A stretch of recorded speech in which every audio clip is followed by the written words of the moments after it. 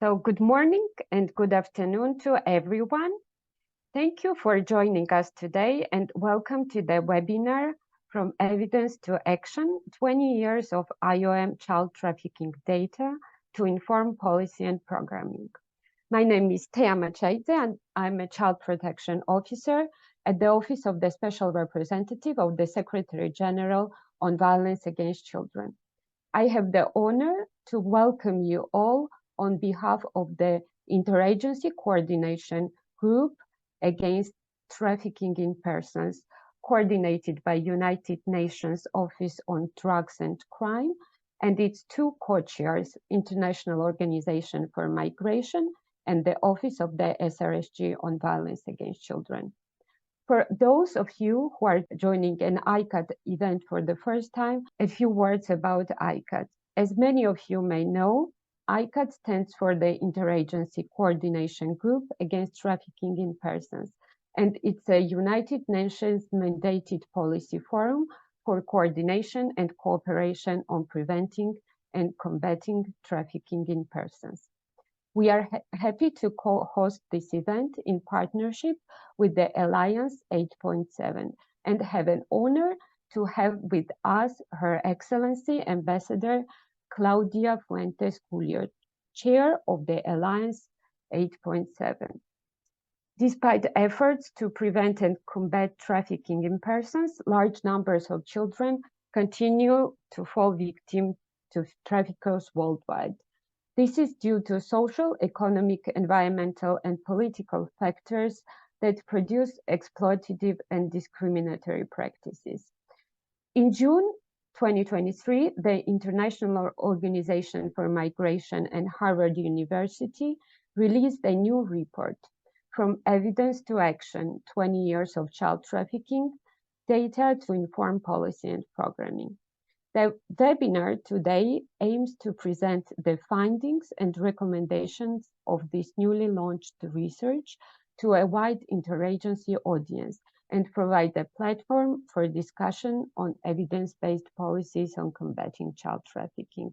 It's my pleasure to introduce this first speaker and co-organizer of this webinar, Her Excellency Ambassador Claudia Fuentes Julio, Chair of Alliance 8.7. Madam Chair, the floor is yours. Thank you so much. Good afternoon, everyone. It's a real pleasure to be here with you this afternoon, sharing some thoughts regarding child trafficking. Thank you especially to ICAT, the Interagency Coordination Group Against Trafficking in Person, for organizing this seminar. As said, I am the chair of Alliance 8.7, and I'm also Chile's ambassador in Geneva to the United Nations. Let me share with you some remarks in relationship to this very pertinent event titled From Evidence to Action on Child Trafficking that we are hosting today. Trafficking in human beings, and more especially trafficking in children, is a serious human rights violation. Child trafficking is a crime according to international law and a violation of children's rights according to the UN Convention on the Rights of the Child and ILO Convention 182 on the worst forms of child labor. While much has been done to place child trafficking high on the international agenda, the challenges remain immense. According to UNICEF, children make up almost a third of all human trafficking victims worldwide. Child trafficking is classified by ILO Convention 182 as a worst form of child labor to be eliminated as a matter of urgency. Trafficking is also very much linked to forced labor. As per the latest ILO estimates, 3.3 million children are still in forced labor today, and many of these children are subjected to trafficking for forced labor. Girls are affected disproportionately and are trafficked in particular for conventional sexual exploitation and child domestic labor. Boys are believed to be trafficked in particular for work in agricultural, mining, and armed conflict. Why does this continue to happen, despite so many efforts being made to prevent and discourage child trafficking, exploitation, and abuse? How has the phenomenon changed in response to these efforts? And what can we do as an anti-trafficking community to adapt to these changes? Alliance 8.7, a global partnership working to eradicate forced labor, modern slavery, human trafficking, and child labor, is playing a particularly important role in facilitating cooperation and partnership to address these issues. Alliance 8.7 brings together more than 500 partners from governments, employers and workers organizations, civil society, survivor networks, and academic institutions to identify and promote effective ways of accelerating progress towards SDG Target 8.7 on ending child labor, forced labor, and human trafficking. The Alliance does this by accelerating action, driving innovation, and leveraging resources, and conducting research and sharing knowledge to scale up evidence-based solutions. At national level, 36 Alliance 8.7 Pathfinder and Pathfinder candidate countries are showing the way, developing and implementing roadmaps to tackle forced labor, human trafficking, modern slavery, and child labor, using a whole of government and participatory approach, monitoring progress and sharing their experiences. But they need support. Trafficking often crosses borders and the response must be international as well. Alliance 8.7 provides a unique opportunity to join together in support of concrete, measurable change in affected communities and countries, particularly in the implementation of Pathfinder country roadmaps, and I encourage all states to get involved. Trafficking is a hidden phenomenon, difficult to observe and collect data on. That is why often the stories of trafficked persons are one of the most important sources of evidence that can help us answer the important questions on how trafficking works and what we can do about it.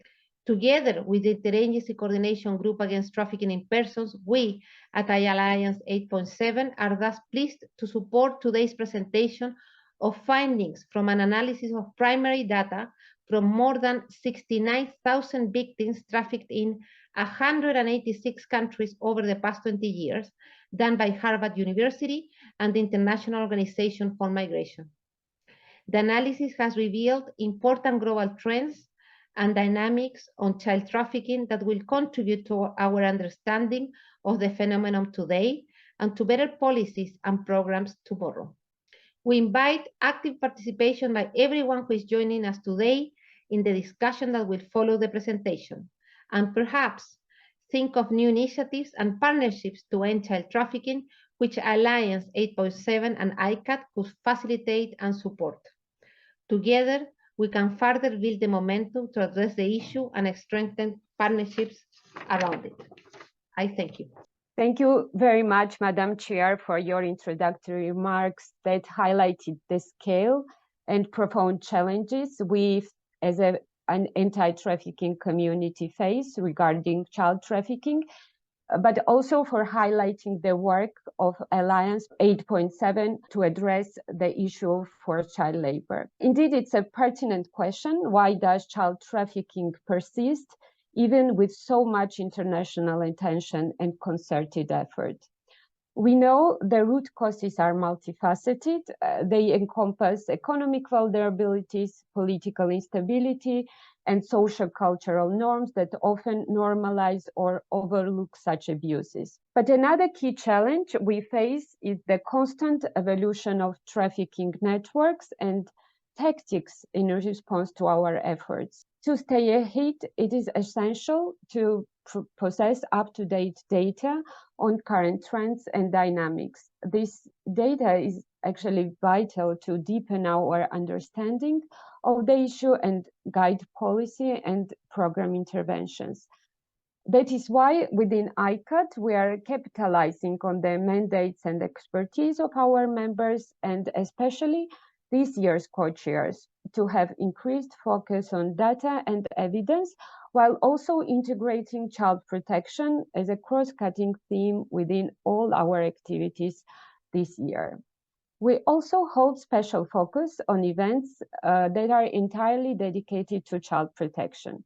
For example, in June this year, ICAT held a discussion on strengthening justice for children in the context of trafficking in persons, spearheaded by UNICEF. We also promoted an advocacy brief on the protection of children on the move in times of crisis. Today's webinar will present the findings and recommendations from IOM research, which addresses existing gaps in child trafficking studies. By using the Alliance 8.7 and ICAT platforms, we aim to engage a broad interagency audience and foster a discussion on evidence-based strategies to address child trafficking. Leveraging these insights from the research, we intend to transition from evidence to action. This year's principal statement will focus on children and emphasize the urgency to bolster comprehensive measures against child trafficking. We hope that your active participation and discussion during today's event will further inform our forthcoming work within ICAT and promote interagency and multi-sectoral cooperation on anti-trafficking. As we have packed agenda and very interesting speakers ahead, I would like to move to the next segment and introduce its moderator, Mr. Veiko Makela, representing an ICAT member organization, the Council of Baltic Sea States. Dear Veiko, over to you.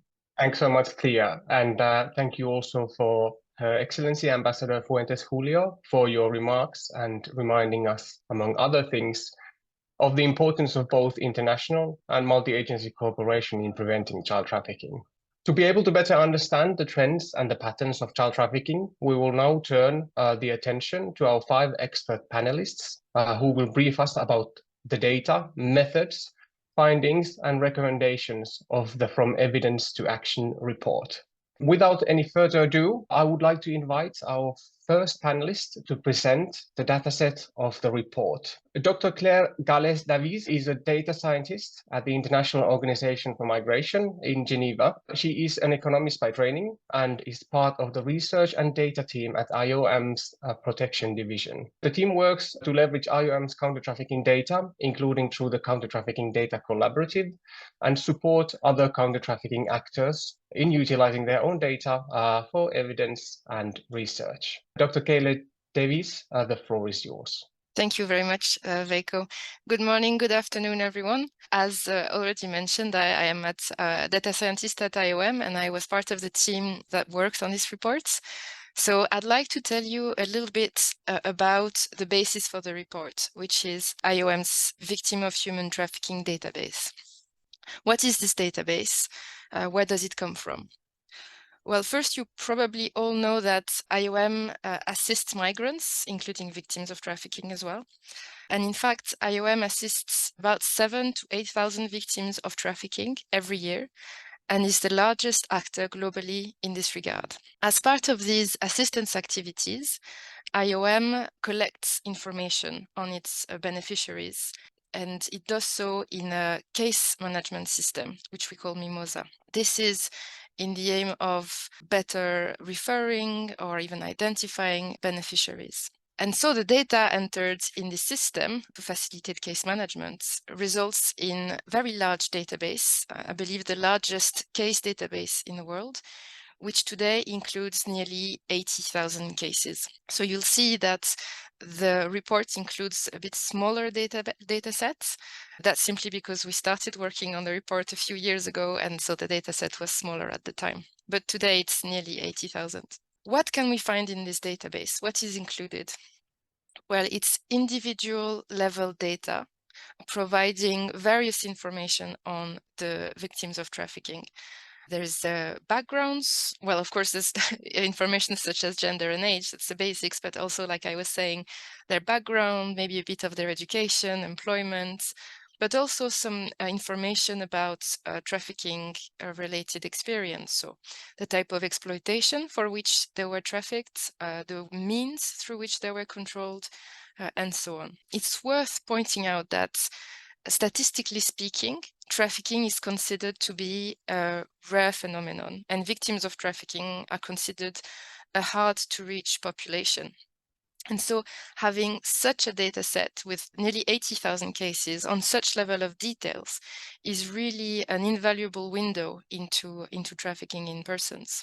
And an added value of that is that IOM is operational in many countries and has counter-trafficking operations in many countries. So the data set is global in scope. It allows for international analysis, and across countries use Mimosa, and therefore data are collected in a standardized way. That makes it a lot easier to compare and to analyze data together. But of course, it's data that IOM collects, so it's only there where IOM is there, where IOM has counter-trafficking operations. It depends on IOM's role, and so it can be different within countries. And of course, and as the same with many of the sources of data on trafficking, it does not allow to say anything about the victims who are never identified. And because they're never identified, we never know anything about them. Hence, it is not necessarily indicative of the prevalence of human trafficking. Now the data set, I hope everyone is clear on what it is. To introduce a little bit more the reports, why did we prepare such a report? Well, I think everyone here agrees that to effectively respond to trafficking, and in particular child trafficking, we need up-to-date, reliable evidence, and therefore data, in order to empirically ground policy and programming to make them efficient and more targeted. But because trafficking is a crime that is meant to go undetected, actionable data are very limited, and victims of trafficking, particularly children, are typically very hard to reach. And so this report aims to leverage the victim of trafficking database to help address this gap. So as has already been mentioned, the report is based on an analysis of 20 years of IOM case data from more than 69,000 victims of trafficking from 156 nationalities and trafficked in 186 countries. And that data set includes over 12,500 children. The report was produced through a collaboration between IOM and the François-Xavier Bagnoud Center for Health and Human Rights at Harvard University. And finally, it was funded by the United States Department. Thank you very much for your attention. And now I give back the floor to Veiko. Thank you. Thank you very much, Dr. Gales Davies, for presenting the dataset. We will now continue with Ms. Kyla Connors, who will present the methodology and the analysis of the data. Ms. Connors has an undergraduate degree in international relations from the University of California, Berkeley, and a Master of Science in Public Health from the Harvard T.H. Chan School of Public Health. She has worked at both at the UN World Food Programme in Panama City and the National Institute of Public Health in Mexico, with an interest in social determinants of health. She is currently a PhD candidate at the University of Edinburgh, where she is studying transitions to sustainable, healthy, and equitable food systems in Mexico. Ms. Connors, the floor is yours. Thank you so much. Hi, everyone. I'm Kayla, and I'm going to present the methods and limitations of the analysis that we conducted. So overall, we analyzed the data through exploratory descriptive analyses and multivariable regression models. And for the descriptive analyses, we reported the distribution and frequencies of variables of interest, such as age, means of control, and so on. And we also examined Pearson and Spearman correlations and tested for group differences between categorical variables using chi-squared tests.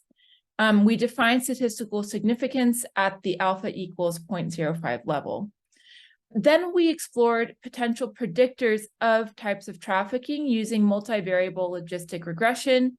All outcomes were binary, and the measure of association between the independent and dependent variables were estimated with odds ratios, which is the odds of an outcome occurring among the exposed, which would be our predictor of interest, divided by the odds of an outcome occurring among the non-exposed. So as mentioned, we ran 6 different regression models with 6 different binary outcomes.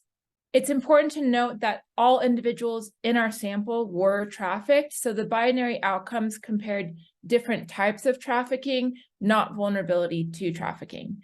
So for example, the first binary outcome was predicting trafficking during childhood versus trafficking during adulthood. The second was trafficking for forced labor as a child versus trafficked for forced labor as an adult. The third was children trafficked internationally versus children that were trafficked domestically. And then we predicted trafficked by means of dependency versus means of direct control. And some examples of means of dependency would be debt bonded psychoactive substances or excessive working hours. And some examples of means of direct control would be controlling the trafficked victim through physical abuse, sexual abuse, psychological abuse, threats of law enforcement, taking earnings, etc. And then we also predicted whether they were trafficked for sexual exploitation versus trafficked for other reasons. And then lastly, we tested whether they were trafficked for forced labor versus trafficked for other reasons. In terms of predictors or covariates that we included in these regression models, we included individual, community, and country level factors that may influence exposure to types of trafficking. And these variables included age, which we included as a binary, whether you were a child versus an adult at the time of trafficking, gender, education, national income level based on gross national product, human trafficking tier, and the World Risk Index, which was a proxy measure for exposure to natural disasters and vulnerability to climate change. And so before we get into the results of this report, it's important to review a few of the limitations of this analysis. And so first, as Claire mentioned, the results only apply to this sample and therefore cannot be generalized at the trafficked population level. And so since the sample only includes trafficking victims that were registered with IOM, which may not be representative of the entire trafficked population, we do not know how many or which profiles go unregistered. And this is a sampling method called a convenient sample, which may introduce bias since participants were not selected at random from the broader trafficked population and may have low external validity.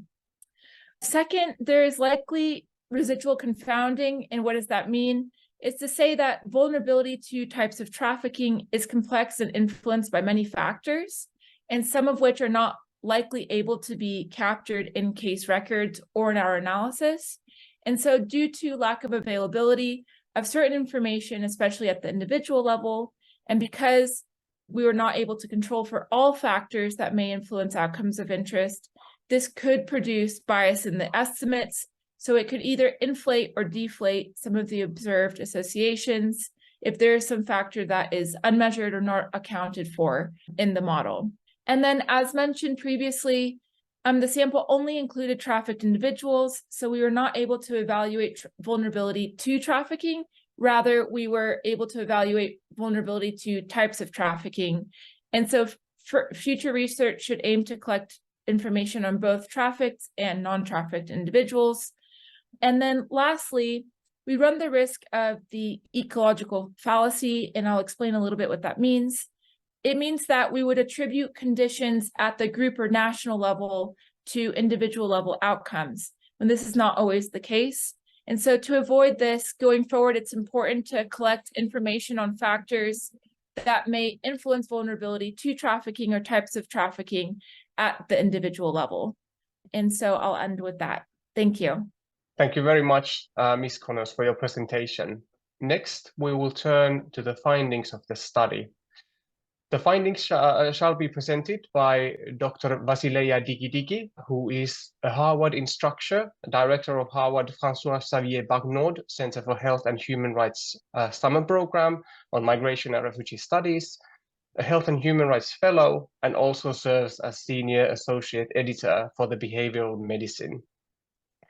She is a psychologist by training, with more than 11 years of experience working on issues of distress migration, human trafficking, victim blaming, and child protection. Dr. Digidigi has conducted research in Greece, Bangladesh, Western Central Africa, Sudan, and Mexico, focusing on child protection, access to education, access to antenatal care, and the nexus between human trafficking and distress migration, and published widely on these and other topics. Dr. Digidigi, please take the floor. Thank you very much, dear Veiko and dear colleagues. It is a pleasure for me and for the Harvard team to be here today to discuss the findings of this important study. As the previous speakers mentioned, child trafficking continues to evolve and spread within and beyond borders. Thus, obtaining robust data about the phenomenon will help us understand its footprint, comprehend its driving forces, and generate rights-based, victim-centered recommendations. Though, as my colleague Kayla mentioned, this study does have limitations that prevent us to generalize its findings. Nevertheless, it has produced important findings and provided actionable evidence to the scientific community and policymakers. In the time that I have, I will summarize our main findings. First and foremost, our study confirmed that no single profile for child trafficking victims exists. Consistent with the existing body of literature, our study showed that child trafficking victims come from all backgrounds and that the phenomenon is particularly widespread, with no gender, ages, and nationalities being immune to the phenomenon. It is worth mentioning at this point that our data revealed a small but still significant number of children aged 0 to 2 years old that were identified as victims, a finding that illustrates that children can be born into trafficking and be at risk of experiencing labor and sex trafficking from an extremely young age. Further, our analysis indicated that the relationship between educational attainment and trafficking victimization is not as clear as we think it is. Though existing literature has shown that the lack of education and the desire for education are strong predictors of vulnerability to trafficking, our study showed that children with higher level of education can still be at risk of trafficking when other factors of vulnerability exist. For example, our analysis noted that a number of victims originating from Ukraine, Belarus, and Romania had attained a high level of education, further underscoring the point that education alone should not be considered a protective factor when other vulnerability factors exist. Now, in an effort to comprehend better the dynamics of the phenomenon, we also analyzed the data related to the recruitment of the victims, as well as the means of control and the form of exploitation the victims experience. When it comes to the recruitment process, we found that family and friends play a role, a finding that is consistent with the existing body of literature that suggests that the personal relationships of victims play a larger role in the recruitment process than previously thought. Indeed, we found that more than half of the child victims of our sample, victims that shared information about the recruitment process, reported the involvement of their family and friends in the process. We also found that a higher percentage of child victims, as opposed to adult victims over the age of 24, were recruited by people with whom they had close ties. And I think it is important to mention here that the number of child victims with complete information on their recruitment was small. A reason for this could be that the IOM workers, placing the needs of the child at the center rather than the collection of data, avoided asking questions that had the potential to cause harm or re-traumatization to the child. But another important reason could be that on many occasions, victims are not aware of all the details of their trafficking, nor are they aware of the role that specific people played in their exploitation, which alone is an important finding. When we analyzed the data with the parameter of nationality in mind, we found an interesting geographic pattern. The data showed that family and friends play a significant role in the recruitment of children in countries where either widespread or localized extreme poverty is common. Though very interesting, we need to consider the finding around the role of family with caution. This does not mean that we should only hold families accountable for the victimization of their children, ignoring other important vulnerability factors. Previous research has shown that when families face severe economic hardship, family members themselves may resort to negative coping mechanisms and may encourage children to enter the labor market or take on seemingly good opportunities that can help the family and themselves without necessarily being aware of the exploitative practices the children may face. The data collected does not allow us to infer whether parents were deceived or knowingly entered their children into the trafficking process. Additionally, the advantage of having such a large and rich data set allowed us to draw some conclusions about trafficking patterns and add to the existing efforts of mapping trafficking movements. Indeed, we found that domestic trafficking is as common as international trafficking, with more than half of the identified child victims being trafficked within their country of origin. We also found that when it comes to international trafficking, child victims were most commonly trafficked to neighboring, wealthier countries, and affluent countries of the global north were a destination for victims from a large number of countries, spanning both the global north and the global south. Now, findings related to the means employed to control child victims and reinforce dependency are also very important. And I would like to mention here that though these means do not need to be present in cases of child exploitation, for those cases to still qualify as human trafficking, still documenting these means is still critical, as these means can be a significant contributor to the trauma and harm experienced by child trafficking victims. As I mentioned before, because the protection of children is always centered during the interview process, and because investigating the means is not necessary to determine a child's victimization, information about the means of control used was collected from a small but still significant number of child victims. Thus, the analysis of information from almost 2,000 child victims showed that false promises were the most common means of control, followed by the use of psychological and physical abuse and the use of threats against the victims.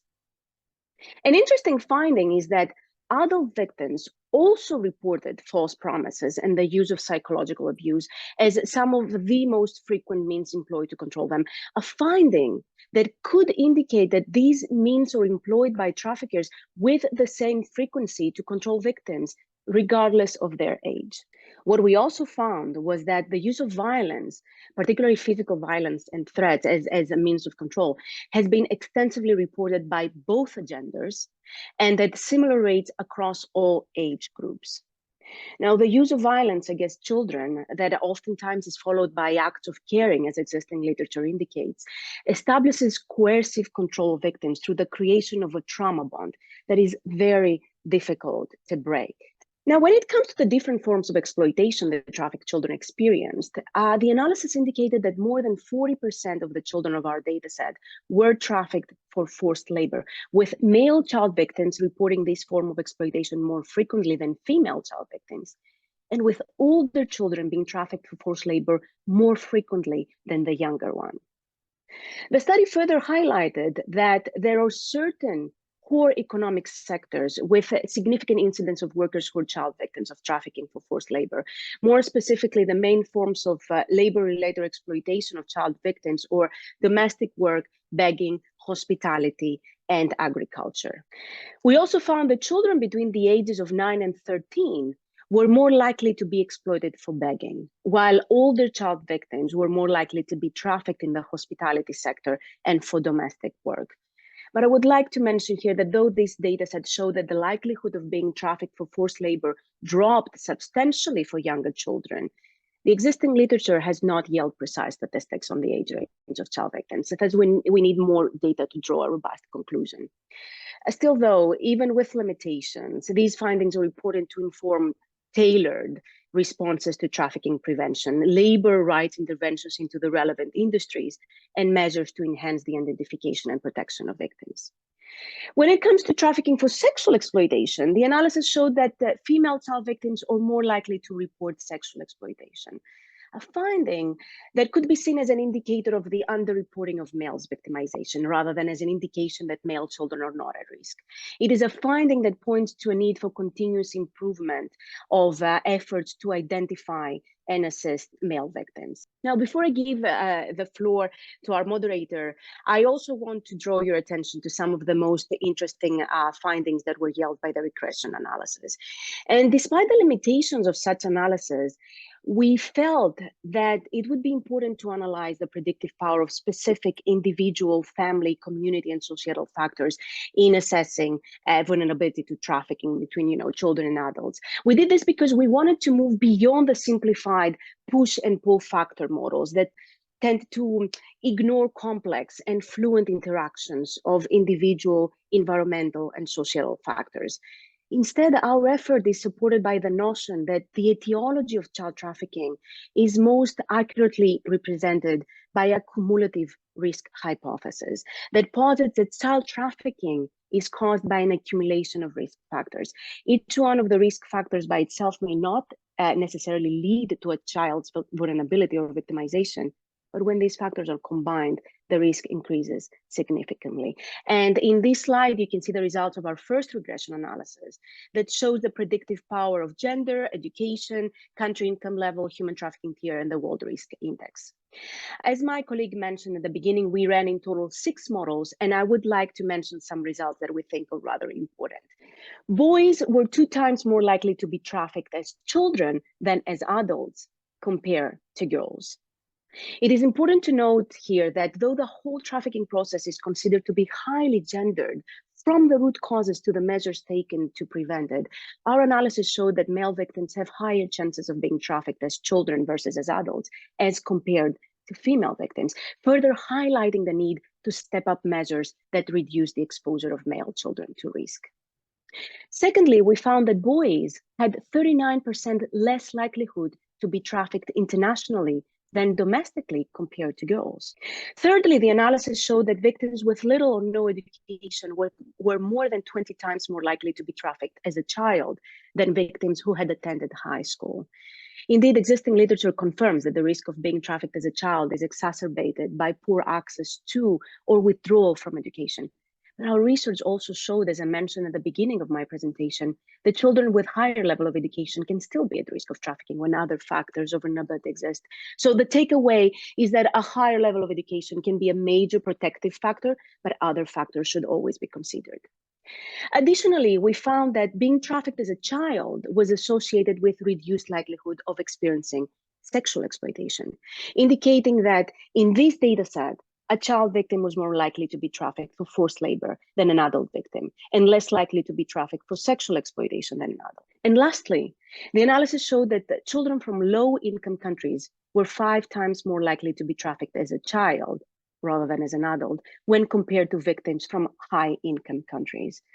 Indeed, the inhabitants of low-income nations face extreme poverty and limited access to essential services, while low-income countries are more vulnerable to crisis and economic shocks that widen existing inequalities and limit the capacity of the country to combat the phenomenon of trafficking.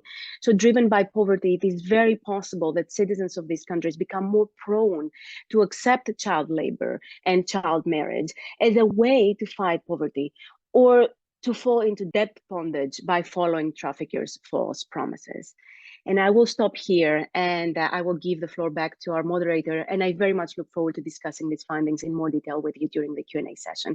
Thank you very much. Thank you very much, Dr. Diki, for leading us through the findings of the study. Next, as we have Professor Dr. Jacqueline Baba here, I would like to give the floor to her for observations on the findings. Dr. Baba is a professor of the practice of health and human rights at the Harvard T.H. Chan School of Public Health, the Jeremiah Smith Junior Lecturer in Law at Harvard's Law School, and an adjunct lecturer in public policy at the Harvard Kennedy School. He is also the Director of Research at the François-Xavier Bagnaud Center for Health and Human Rights at Harvard University. Dr. Baba has published extensively on issues of transnational child migration, refugee protection, children's rights, and citizenship. Professor Baba, the floor is yours. Thank you very much. And first of all, I would like to really commend IOM for this important initiative and for making available this valuable and extensive data set.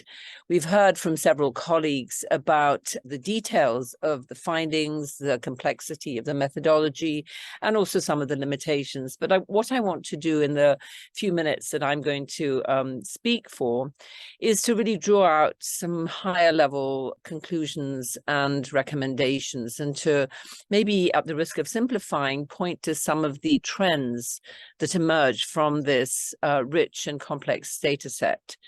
So first of all, I want to just emphasize and underline what I think all the speakers have said, which is that it is essentially global inequities in social, economic, political, and environmental factors that drive the exploitative and discriminatory practices that we are studying, including trafficking. So this is a complex, big picture problem. People who are targeted for trafficking rarely have easy alternative safe options. And so one of the things I think that emerges from this data set is the urgency that we as policymakers and advocates face, and as researchers, of not just going after the symptom, which is the trafficking phenomenon, but also the deeper causes, inequity and lack of justice. So I think we need to evolve from law enforcement, and our report says this, to a more rights-based approach, one that is victim and child-centered, but also thinks holistically about prevention. So this means, I think, and this is my second point, that purposive data collection is critical. As we all know, those of us who are researchers and analysts, quality data signifies a political interest in embarking on the issue. Quality data needs funding, it needs political will, it needs attention. So as I say, IOM's decision to really work on this data set is already an important signal. And we've heard how extensive the data set is. It spans 20 years, nearly 70,000 victims, and so on.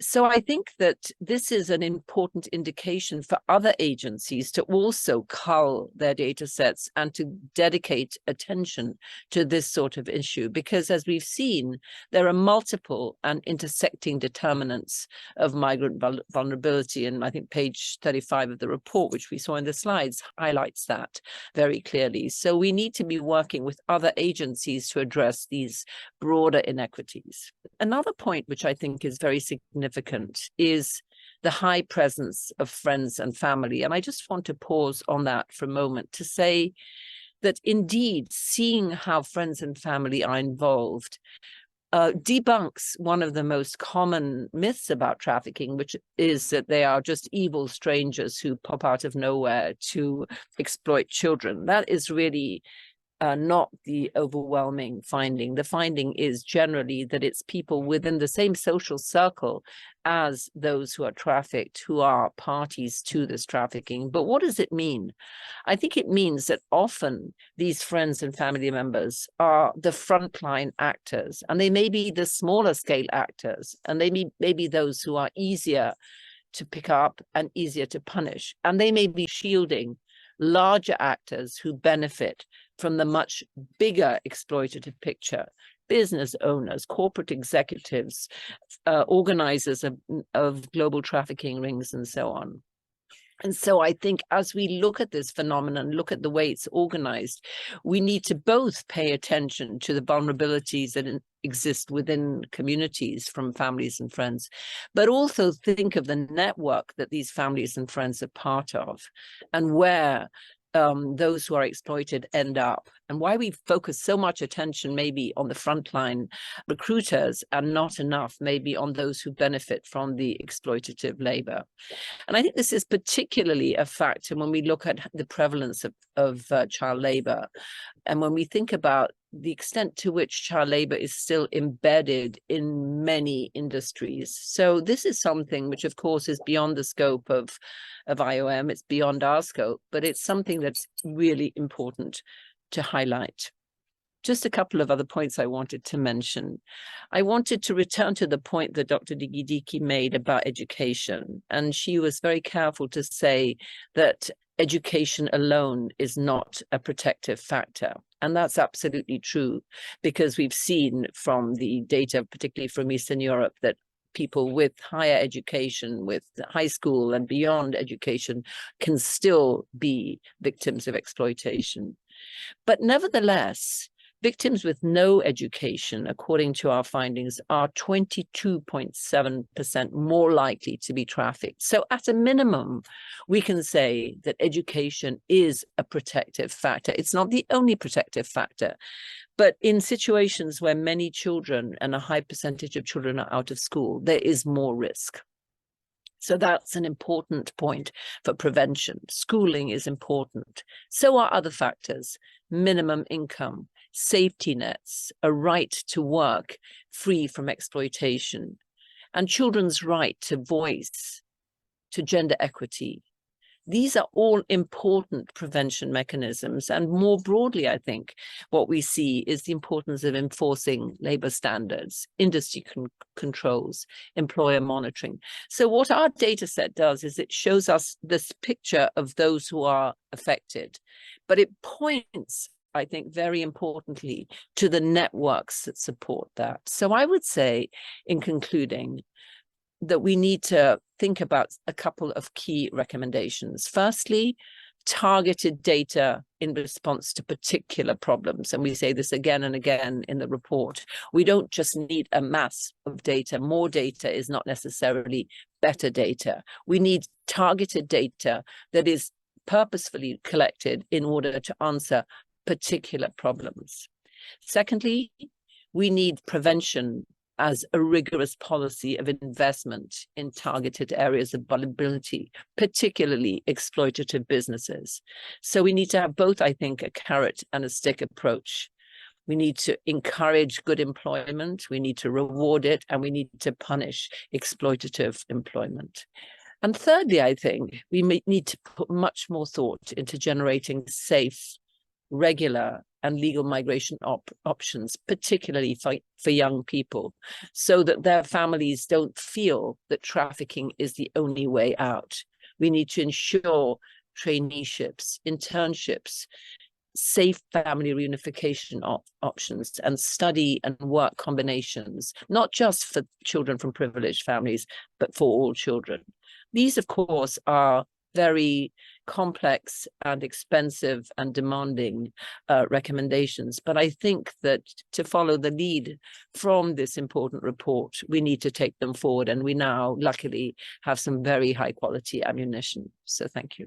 Thank you very much, Professor Baba, for your excellent observations. We have one more speaker to go before we go into the Q&A session to present more the recommendations of the study.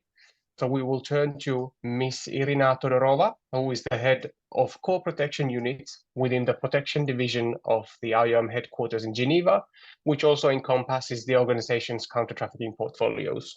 Prior to that, Ms. Todorova worked at the Protection Regional Thematic Specialist within IOM's regional offices in the Middle East and North Africa and in European Economic Area, as well as with several IOM country offices, leading multiple programs, particularly on counter-trafficking. And currently, Ms. Todorova presents IOM in its co-chairing role within ICAT, an Alliance 8.7 Migration Action Group. Ms. Todorova, the floor is yours. Thank you very much. And it's a pleasure, esteemed panelists, to come in and complement some thoughts.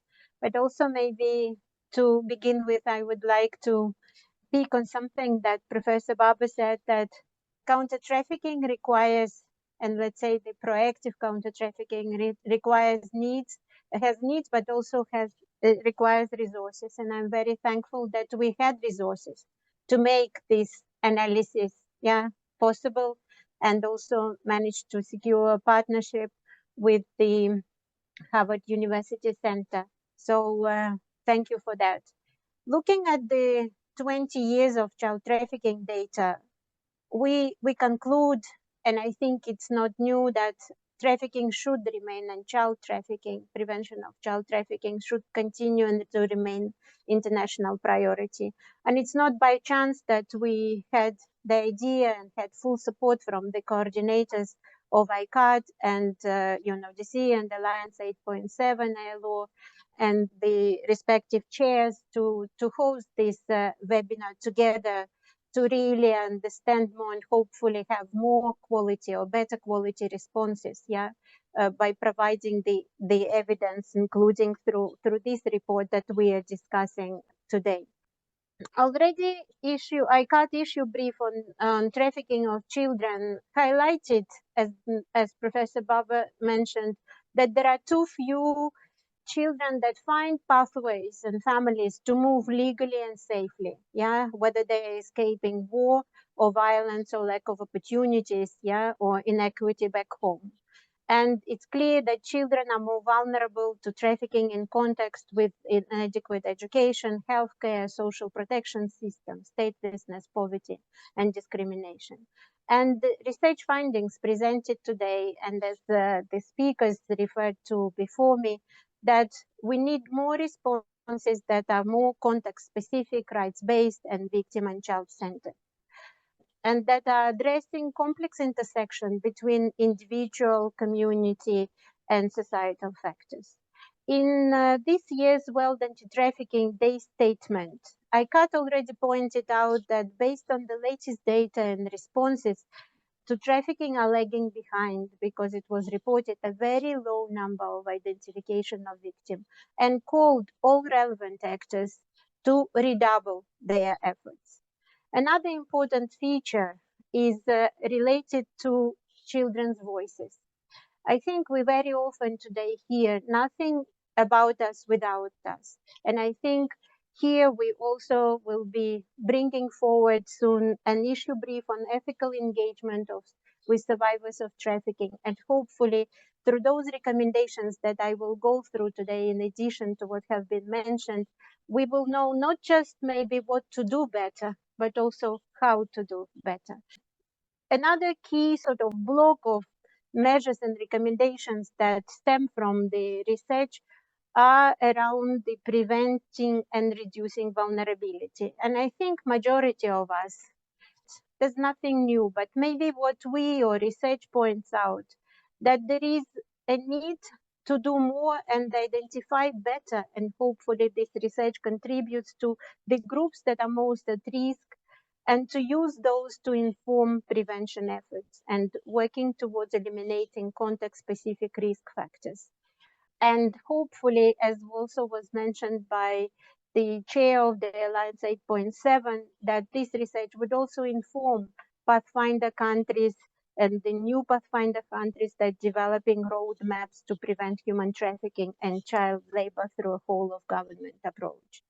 Maybe what else we would be offering in partnership with UNICEF is a technical note how sort of to further strengthen child protection and make them inclusive and make sure that children, irrespective of migration status, have access to services.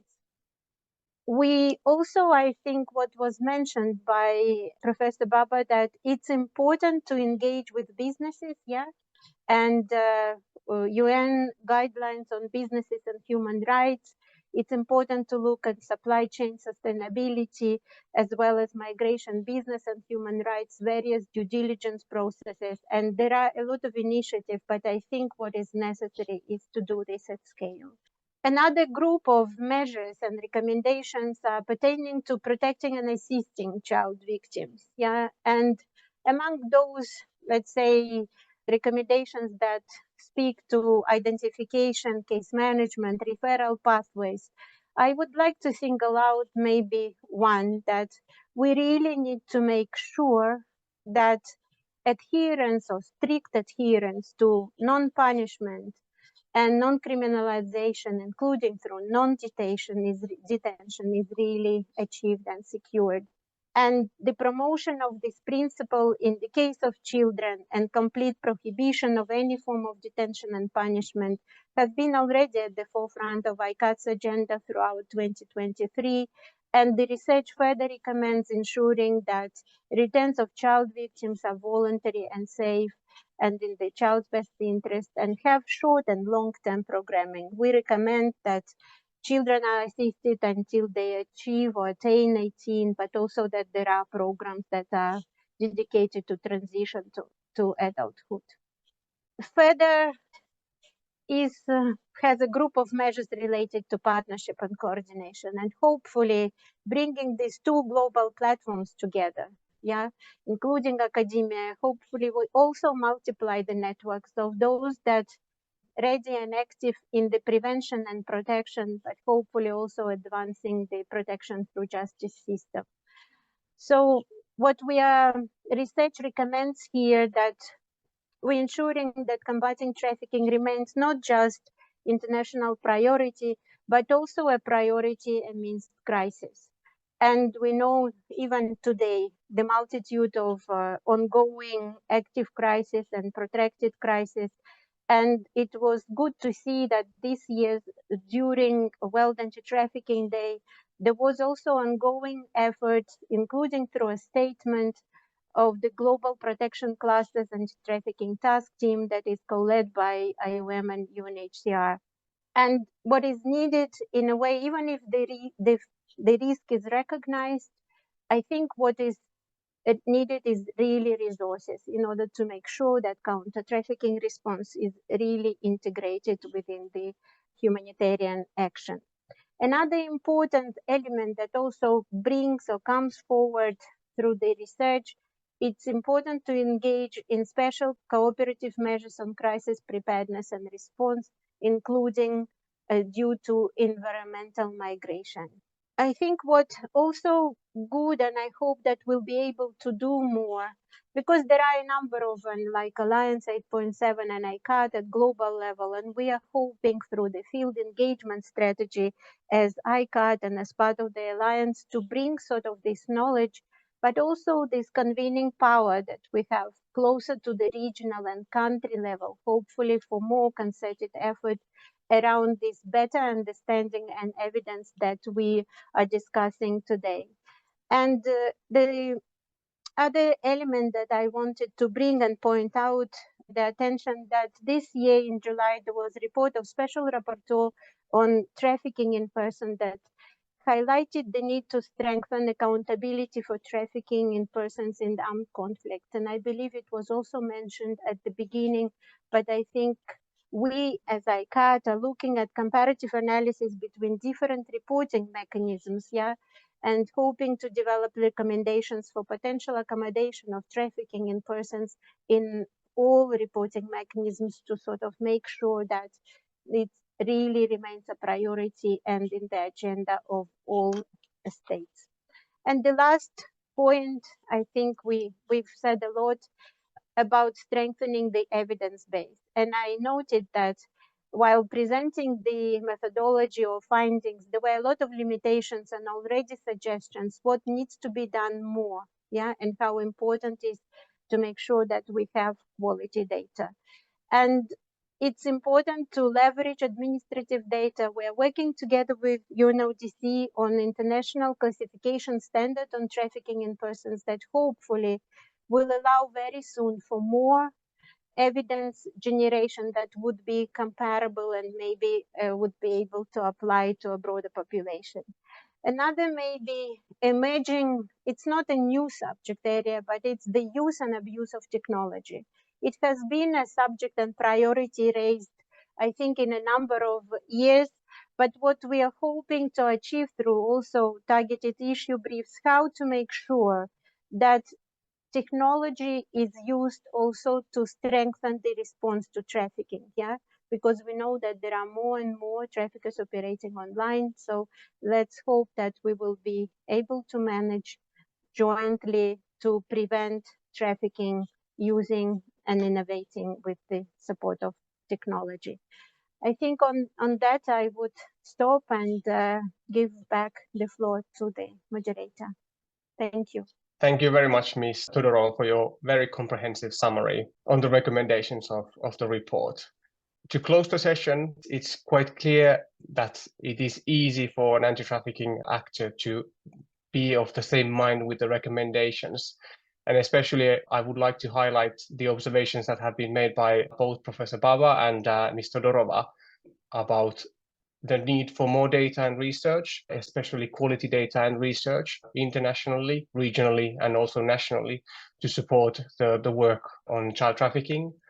Better policies that prioritize child trafficking first and foremost, but also current resources and support the field work in order for them to assist the children or the victims of child trafficking in a comprehensive and yet individual way, also including those victims of child trafficking who have been born into trafficking situations, or who are children of victims of trafficking, who might have faced exploitation or have been used to coerce the parent in trafficking situation.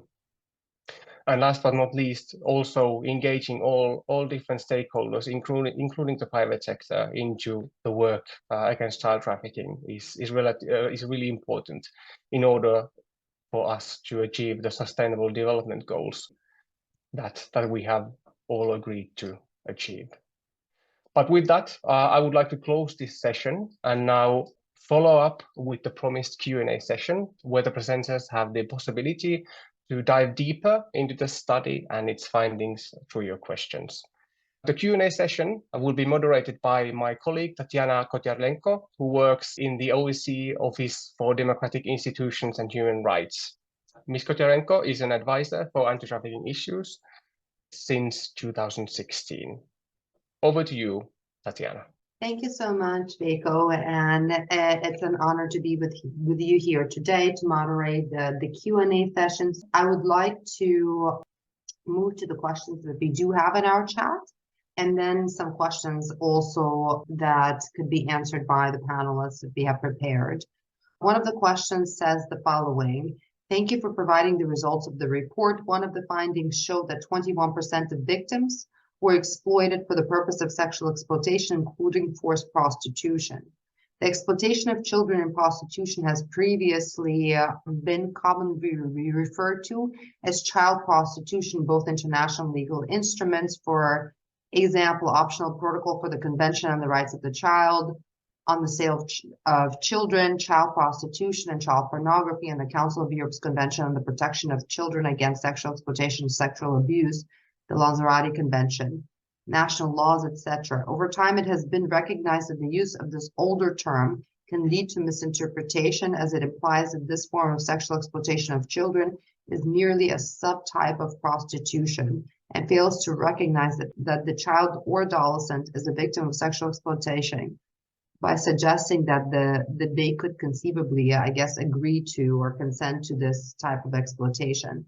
So would any of the panelists be able to address why this term is being used specifically now and within the report? Hi, thank you, Tatiana. Maybe I can come in. I think in the report we use the term sexual exploitation as per the Palermo Protocol.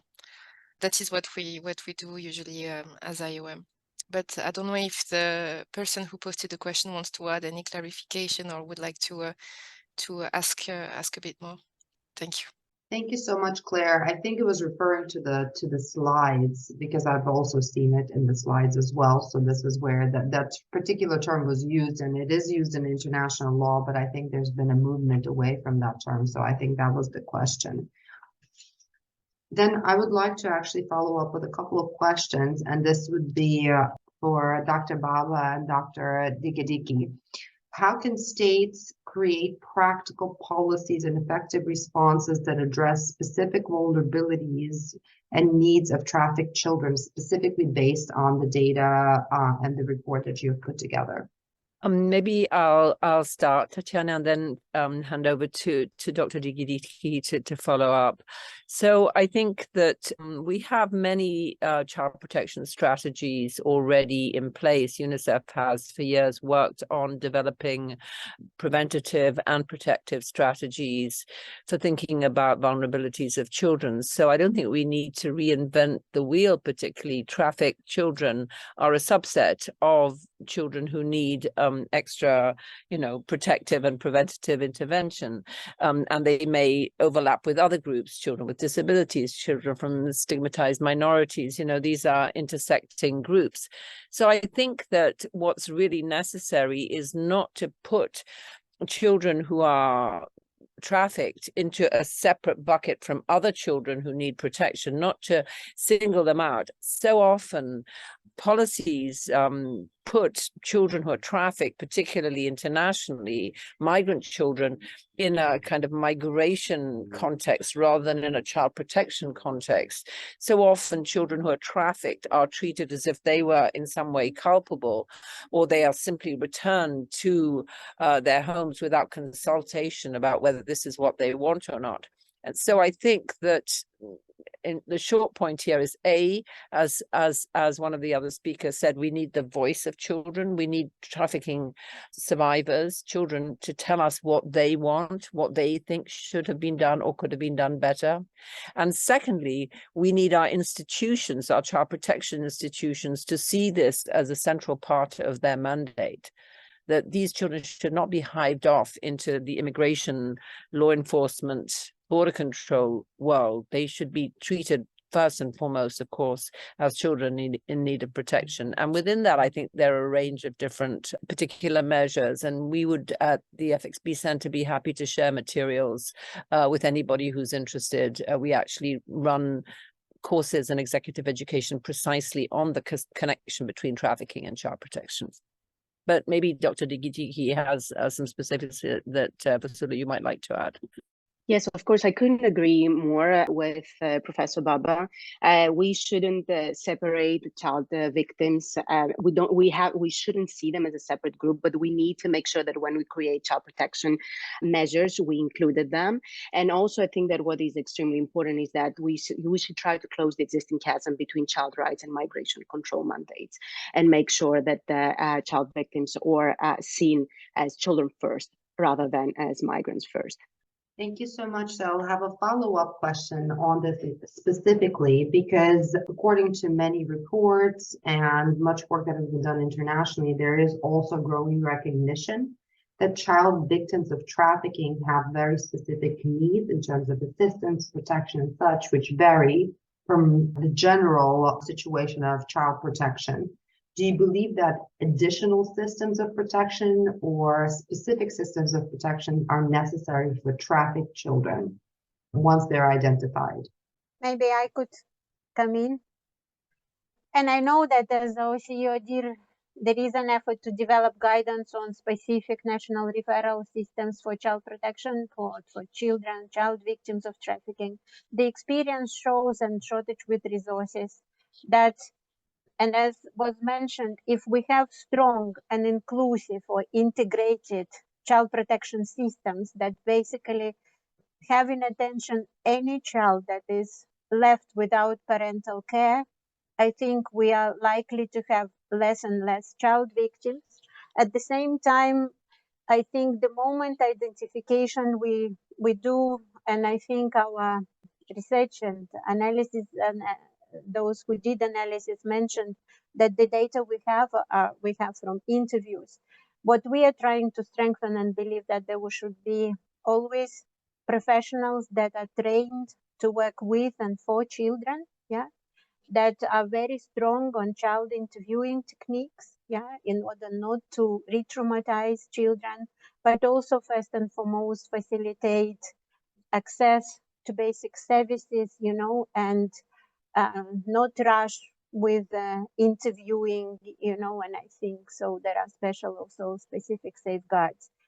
I think there is a need for dedicated services. Usually each country should have 24/7 dedicated mobile team or let's say hotline that would have possibility to support and accommodate immediately a child. I know that often doing trainings with law enforcement, they always ask, are there any services that would be available 24/7 and respond? And I think this is where our recommendation to have strong referral systems and let's say child specific pathways we don't need usually many. If there is one for very sort of different stage, yeah, and have then one that leads oversight, then we can speak about quality services. I'm sorry if it's a long answer, but I think it's, if there are resources, usually there are services. Where there is lack of resources, there will be also maybe more complex to organize response, but hopefully there will be UN or other civil society, that partnership is also very important with them, that very often maybe will be at the forefront. Thank you, and over. Thank you so much for that comprehensive answer. And I think it's an important one when we're thinking about how to respond to trafficked children. We have a couple more questions in the chat right now. Thank you for sharing the report and for the opportunity to join the discussion on the findings. in connection with the economic factors of involvement and the inequality. I was wondering whether there is an observation related to a certain group of geopolitical factors, especially in terms of migration. Third country nationals, asylum seekers, especially minors, differ even in inequality for the most vulnerable groups in Eastern Europe, for instance. Maybe I speak because as our data, I think Claire at the beginning of the webinar explained why do we have this data. And we have this data because we have globally, I think it's still depending on resources, but we always have had and probably even started our specialized protection programs from counter trafficking, and namely direct assistance to victims. And this data is coming, in fact, from a database that services the caseworkers that work to assist and protect children and also adult victims of trafficking. And in a way, within our data set, we by all means do have the field of migrant type, yeah. And I think for the purposes of the research, I mean, we could look how many of those, but I think what research findings were that we have as many children trafficked internationally and as many domestically. And I think maybe here important observation that we would like that states focus on both, because there is a tendency sometimes to think, because the protocol on trafficking is associated with the United Nations Convention Against Organized Crime, that somehow it's a foreign issue, yeah, and not a domestic or national policy issue. And I hope that evidence from this research shows. When we talk about asylum-seeking children, I think the vulnerability for them largely comes from the moment they turn 18. Or some systems, as also was mentioned by, I think, Aida Vasilieva or Professor Baba, that usually children under the age of 14 dealt, or the primary responsibility will be with the child protection authorities, and anyone above 14 would be largely under the responsibility of immigration or ministries of migration. What we jointly with UNICEF and Save the Children and other partners advocate, and also we have the TARE representing the Office of Special Representative on Violence Against Children, that child protection authorities and overall protection authorities are given at least the same weight, yeah, as immigration authority, or even lead the effort in order to have sort of the protection prerogative first and foremost, or equally sort of weighed into the immigration decisions that are being taken. But if you notice the findings from the report and then recommendations, we advocate that any child, irrespective of immigration status, has access to services, to protection and assistance. Thank you, and over. Thank you so much, Irina, for a comprehensive answer to this. And there's the last question in the chat right now that I think is quite relevant to the discussion that is happening now.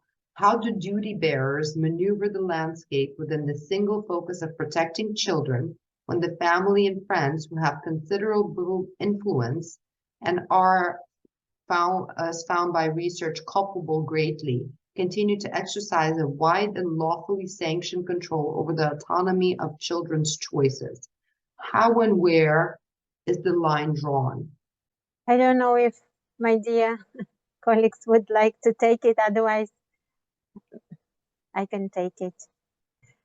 I think what is important to understand that, and I think it was mentioned, that when family, of course, right to family unity is taken into account and is primary consideration whenever is a child identified.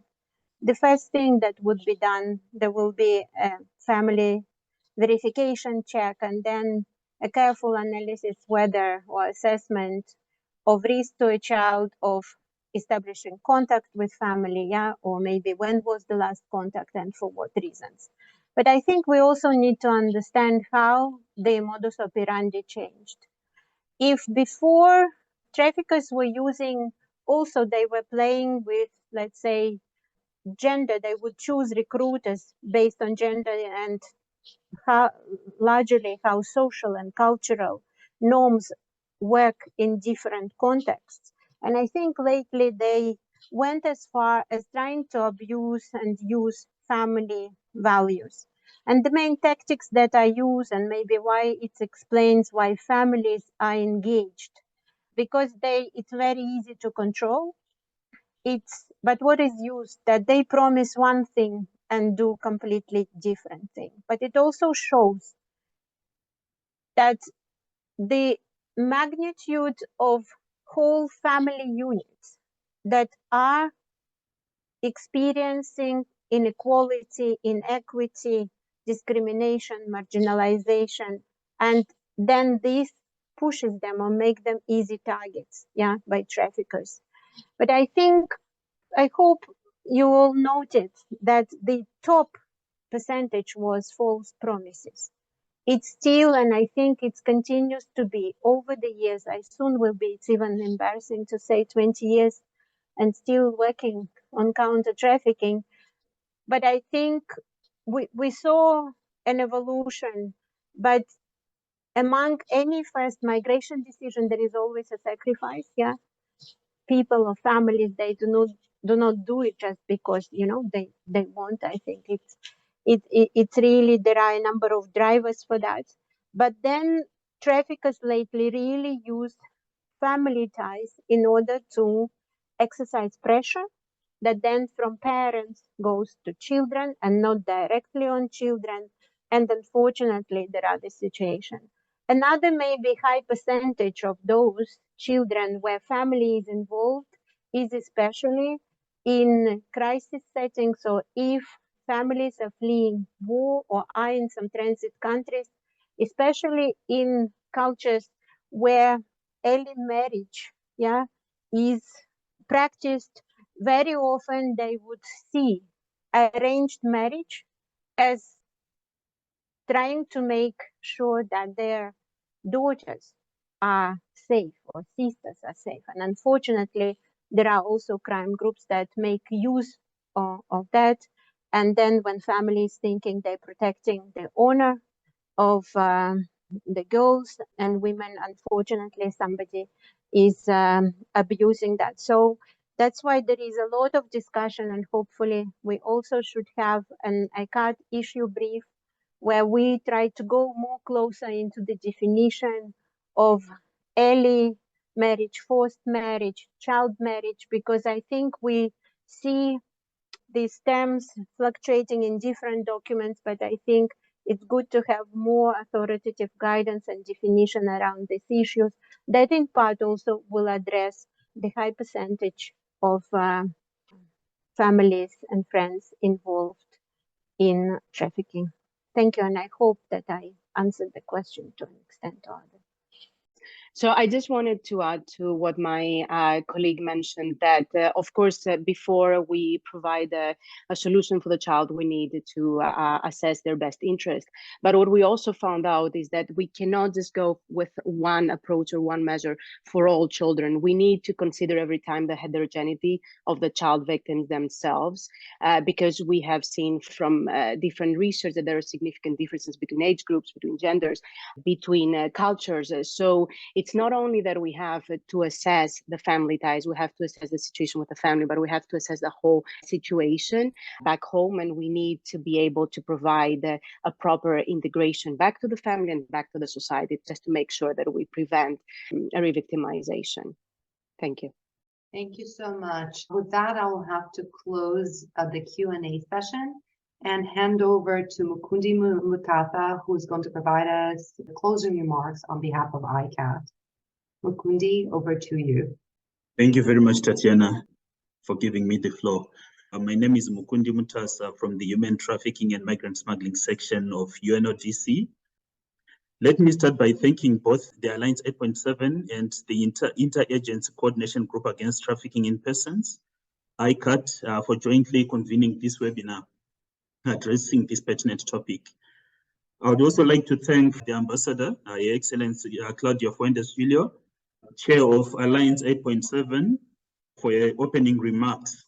I also wish to thank Ms. Tea Machaide from the Office of the Special Representative of the Secretary General on Violence Against Children, who are currently co-chairing ICAT together with IOM in 2023. I thank Tea for your remarks. As ICAT, we are indeed supportive of evidence-based response to trafficking in persons, noting that reliable empirical data, ethically gathered and analyzed, to use Professor Baba's words, targeted data, purposefully collected, plays a crucial role in grounding our global anti-trafficking efforts. It is in this regard that ICAT has prioritized building the evidence base on trafficking in persons, and since June this year, been running a series of webinars on trafficking in persons data collection and research, with the aim of advancing global discussion around these topics, using recent and ongoing cutting-edge initiatives of ICAT members as examples. 2 webinars remain to be organized this year in October and November, focusing on trafficking in persons prevalence estimation and ethical considerations when conducting research. Registration for the webinars is currently open, and I encourage those that have not yet done so to register at the earliest possible. Echoing Ambassador Fuentes Julio's remarks, indeed, child trafficking remains a huge challenge, despite it having been on the global agenda for a long time, and discussions like we had today are critical in understanding the phenomenon better and mapping a better approach to comprehensively address it. So let me thank the researchers and presenters for from the International Organization for Migration, IOM, and the FXB Center for Health and Human Rights at Harvard University for the very insightful findings presented today. All participants for the engagement on the topic, and our moderators today, Veiko and Tatiana, for steering the discussions, making us better understand child trafficking. It is particularly concerning that children constitute a significant proportion of detected victims of trafficking. Evidence from the Global Report on Trafficking in Persons 2022, released by the United Nations Office on Drugs and Crime earlier this year, shows that children comprise 35% of detected victims of trafficking, and that they are 1.7 times more likely to experience physical or extreme violence than adults. Let me emphasize detected here. We should be worrisome considering that identification and detection of child victims of trafficking remains low globally for various reasons. This underscores the need to improve our reporting mechanisms, facilitate access to justice for child victims of trafficking, ensure comprehensive child protection, and strengthen cooperation between child protection service providers and the criminal justice system, as well as international cooperation in cases where the crime transcends international borders. As ICAT, we acknowledge that children can no longer be treated only as an add-on to the response to trafficking in persons. As such, we have prioritized a children focus in our work and activities in 2023 and beyond, as earlier indicated by Tea Machaide. Relatedly, we had another insightful webinar in June that focused on strengthening access to justice for children in the context of trafficking. We also anticipate, as Tea said, that our principals, when they meet later this year, will issue a joint statement on child trafficking, calling for comprehensive response to child trafficking. Let me conclude by saying that we cannot continue to treat child trafficking merely as an add-on. That approach must end.